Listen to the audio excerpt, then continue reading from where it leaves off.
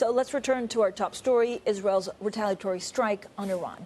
Tina Fordham, founder of Fordham Global Foresight, joins us along with Bloomberg Opinion's Marc Champion. So thank you both for joining us. Tina, I don't know whether you think this is something that will not lead to escalation or whether you worry that we just don't have the full set of facts yet, that both sides could be minimizing, but the damage could be much bigger. I think what I would conclude at this stage is that we should stay on high alert when it comes to the risk of further escalation in the Middle East. There had been suggestions that Israel would wait until after Passover ends April 30th. Instead, we saw this strike overnight, reportedly near Isfahan. I think what's important is that Israel has shown Iran that it can fire and will fire inside Iranian territory, near a military airbase, and that this is a warning shot. The ball is now in Iran's court. Marc, what do you think Iran does next? Well, I mean, if you look at the signaling on television, what Iranian officials have been saying, they're playing it down. They're even trolling Israel. Sending around images of quadricopter drones next to the ballistic missiles that they sent the other day. So, to me, that is really the important signal at the moment. As you said, we don't really know exactly what the impact was, but the Iranians seem to be playing it down. That's a good thing. It creates some sort of optimism that if the Israelis leave it at this, then the Iranians are also inclined to try and laugh it off. Whatever happened, inclined to sort of minimize it, say it was a failure, and claim victory and walk away, which, from the point of view of whether there's any further escalation, and for the rest of us, that's good news. We know, Tina, actually from the Jerusalem Post, or at least the Jerusalem Post is reporting that Israel actually hit an Iranian Airforce Assets at Isfahan. Now, we don't, again, know the extent of the damage or what exactly they were going after, but why is Iran playing down what happened? Tina, is it something that could be dismissed, or is it that they just don't want to be seen as vulnerable? I think they don't want to be seen as vulnerable. Again, we've got a weak regime, Iran being subject to protests for a very long time now, an aging regime, and now they're in the midst of this very tense situation. I don't think they'll reveal the extent of the damage, but I think there's a lot more that we need to look at than just the sort of attack and counterattack, right? I think, as I said, that this is a warning shot. I think that Israel may yet strike again. I think it's too early to say that the matter is concluded, but also Israel is likely to now resume its operations in earnest in the West Bank, in Gaza, that were the subject of so much international condemnation. And when it comes to the market response, there are other things that are happening that are likely to keep inflation high and oil prices high, that I think we have to look at the whole ecosystem of the geopolitical risk that's coming to the fore right now. And Marc, a lot of people are saying, look, what we know so far about this reported attack is that it was only really designed to show the might, capability and credibility of Israeli deterrence. Who are you watching next? So we haven't really heard from Iranian allies or other countries in the region. Are they likely to mention what happened? Or are they waiting for more news, or will we hear nothing? Well, the important reaction is the Iranian response. As far, from reports, it seems that the Israelis also struck air defenses in Syria. So there is an element there. But by and large, at the moment, the Syrians are likely to follow Iran's cue on whatever, how to react to this, whether to try and push it further. The Syrians also have limited, capabilities to push it further without Iran's support. So I do think the Iranian response is the most important thing.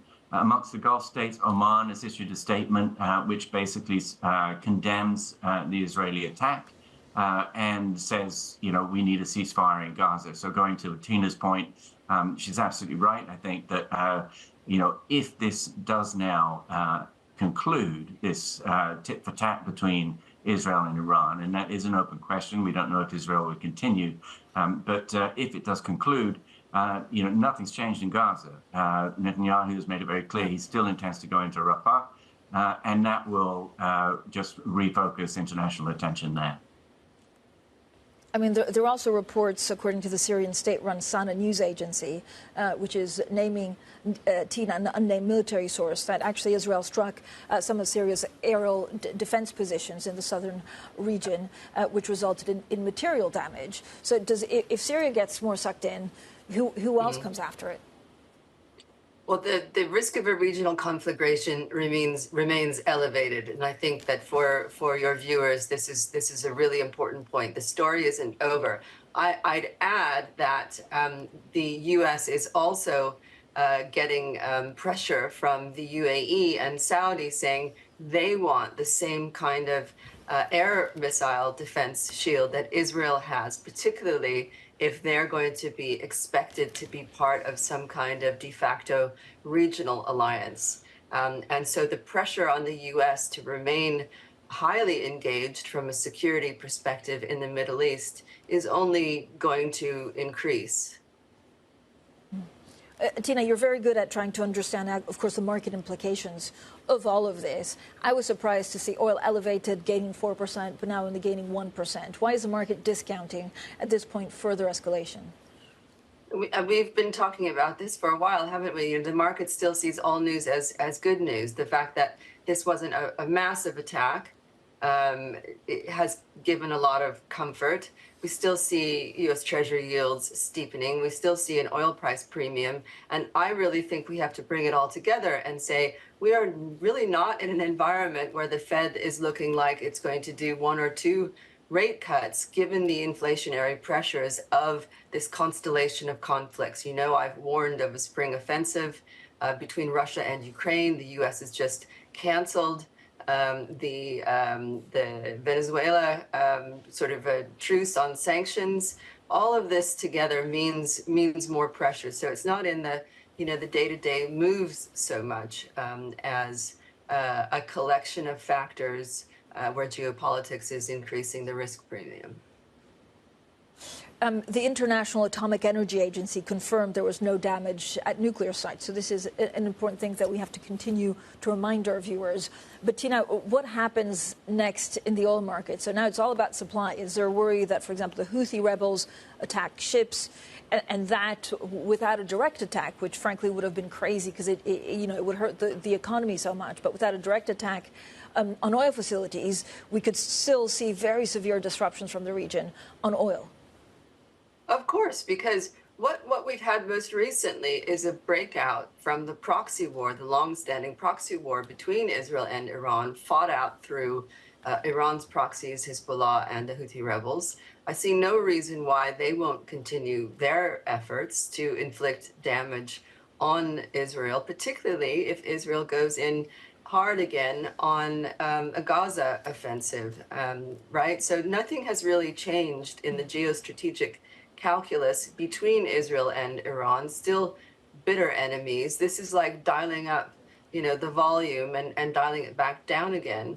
But the fact that this taboo has been broken on both sides suggests that this button could be pressed again.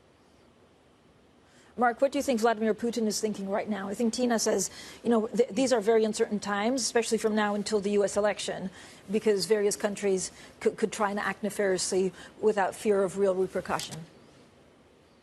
Well, I mean, from his point of view, I think any kind of instability elsewhere that engages the U.S., that forces the U.S.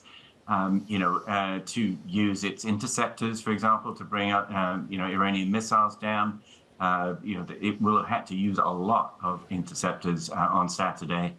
Those are in huge demand. And apart from that, sort of more important kind of political aspect, this all distracts attention, concern, and capacity to deal with Ukraine. So I think for Putin, this kind of event in the Middle East is a benefit.